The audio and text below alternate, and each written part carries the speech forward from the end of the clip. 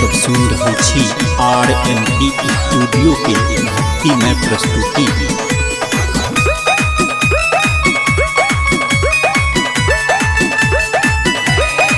RMP अपन लोक अपन गीत। हे मैया सरस्वती हमरा पर एतबे करियो वहाँ उपकार। हे मैया सरस्वती हमरा पर एतबे करियो वहाँ उपकार।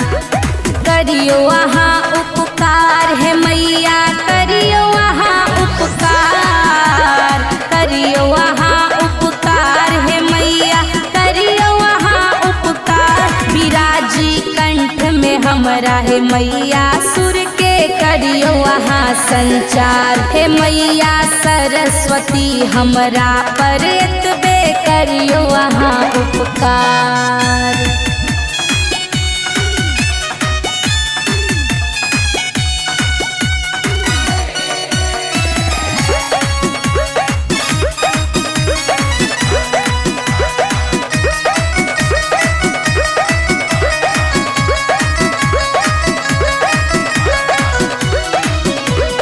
अहीं भरोसे सभा बीच छी राखब हमर माँ।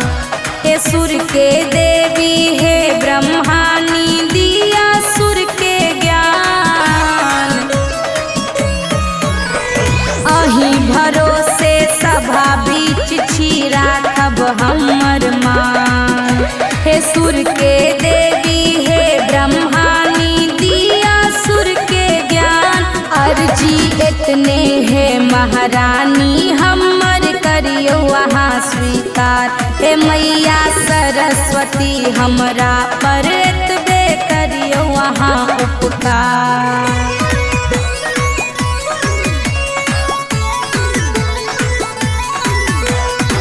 अपने सब सुन रहल छी RMP स्टूडियो के भक्तिमय प्रस्तुति।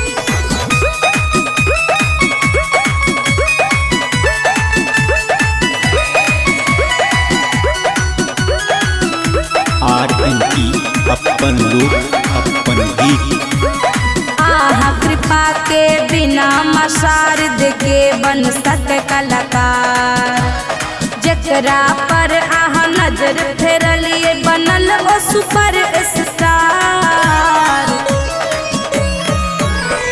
आहा कृपा के बिना मशारद के बन सक कलाकार। जकरा पर आहा नजर फेरलिए बनल ओ सुपर स्टार। बेटी अहीं के अछि हो जिया तने करियो वहाँ विचार। हे मैया सरस्वती हमरा पर एतबे करियो वहाँ उपकार। करियो वहाँ उपकार हे मैया करियो वहाँ उपकार। विराजी कंठ में हमरा हे मैया सुर के करियो वहाँ संचार। हे मैया सरस्वती हमरा पर एतबे करियो वहाँ उपकार। हे मैया सरस्वती हमरा पर एतबे करियो वहाँ उपकार। RMP स्टूडियो के लाल बटन दबाकर सब्सक्राइब करी, संग ही बेल आइकन के दबानाई नहीं बिसरी, ताकि अपने सबक समक्ष नव प्रस्तुति अभित रहे।